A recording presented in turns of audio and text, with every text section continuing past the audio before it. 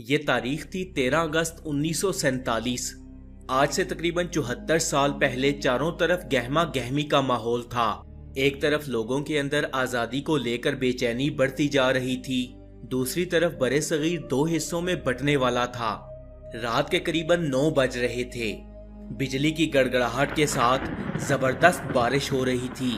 برِ صغیر کے آخری وائسرائے لارڈ ماؤنٹ بیٹن کو 15 اگست کے دن بھارت اور پاکستان کو آزاد کرنا تھا، لیکن لارڈ ماؤنٹ بیٹن نے 13 اگست کی رات 11 بجے برِ صغیر کے مسلمانوں کے رہنماؤں کو بلایا اور پاکستان کو برِ صغیر سے علیحدہ کرتے ہوئے آزاد کر دیا۔ پاکستان کے ریڈیو اسٹیشن رات 11:30 تک یہی اعلان کرتے رہے کہ یہ آل انڈیا ریڈیو ہے، جبکہ پوری مسلم قوم اسلامی جمہوریہ پاکستان کا نام سننے کے لیے بے چین تھی۔ گلی محلوں میں لڑائیاں اور قتل عام جاری تھا۔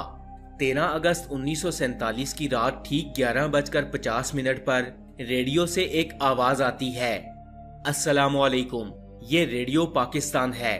14 اگست شروع ہو چکی تھی اور پاکستان آزاد ہو چکا تھا۔ یہ خبر ہندوؤں کے رہنماؤں پر قہر بن کر ٹوٹی، کیونکہ پاکستان کو بھارت سے پہلے آزاد کر دیا گیا تھا۔ 14 اگست کی رات فسادات عروج پر پہنچ گئے۔ سب ایک دوسرے کے گلے کاٹنے میں لگے تھے، خنجر زنی جاری تھی، لوگ تیزاب کی بوتلیں بھر بھر کر ایک دوسرے پر پھینک رہے تھے، مسلمانوں کے گھر جلائے جا رہے تھے اور کچھ مسلمانوں کو تو گھروں کے اندر زندہ جلا دیا گیا۔ پاکستان آنے والے پیدل لوگوں کے قافلوں اور ٹرین میں آنے والے لوگوں کو رستے میں روک روک کر گروہ در گروہ قتل کیا جا رہا تھا۔ مسلمان اپنی سرزمین کی طرف ہجرت کی کوشش میں تھے، لیکن یہ کوشش لاکھوں مسلمانوں کے قتل کا باعث بنی۔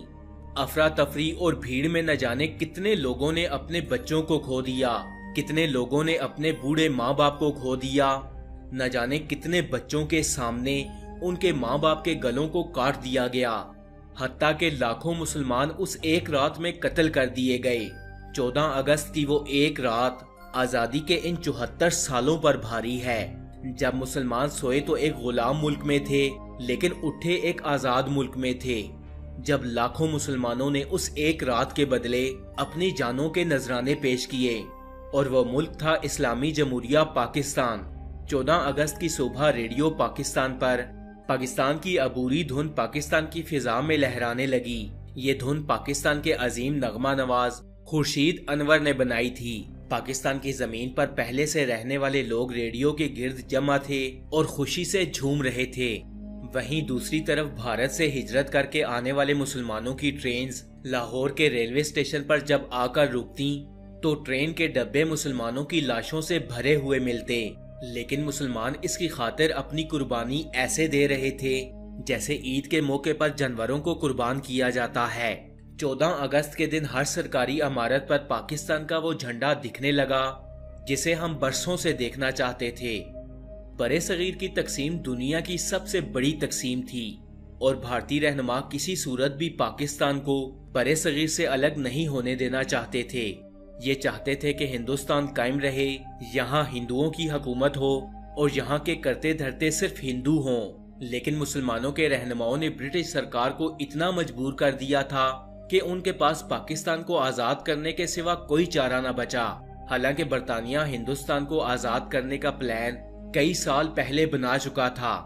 13 اگست کی رات پاکستان کو آزاد کرنے کے ٹھیک ایک دن بعد یعنی 14 اگست کی رات بھارت کو بھی آزاد کر دیا گیا۔ بھارت اپنی آزادی کا جتنا جشن منا رہا تھا، اس سے زیادہ غم اسے پاکستان کے الگ ہونے کا تھا، کیونکہ ہندوستان کے مطابق اس نے اپنا 7,96,096 اسکوائر کلومیٹر کا ایریا پاکستان کے روپ میں کھو دیا۔ کروڑوں لوگ بھارت سے الگ ہو کر پاکستان آ گئے تھے۔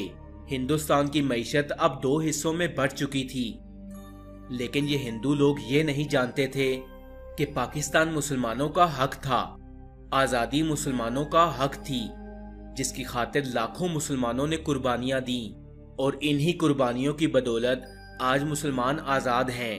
فرینڈز، انگریزوں نے بھی مسلمانوں اور ہندوؤں پر ہر وہ ظلم کیا جو وہ کر سکتے تھے، لیکن اس کے باوجود انہیں باراتیوں کی طرح پاکستان اور انڈیا سے واپس برطانیہ بھیجا گیا، جہاں 1500 برٹش لوگوں کی پہلی ٹیم 17 اگست 1947 کے دن اپنے ملک برطانیہ واپس پہنچی اور آخری ٹیم ٹھیک ایک سال بعد 27 اگست 1948 کے دن نکلی، اور جب ان کو رخصت کیا گیا تو پورے بینڈ باجے کے ساتھ کیا گیا۔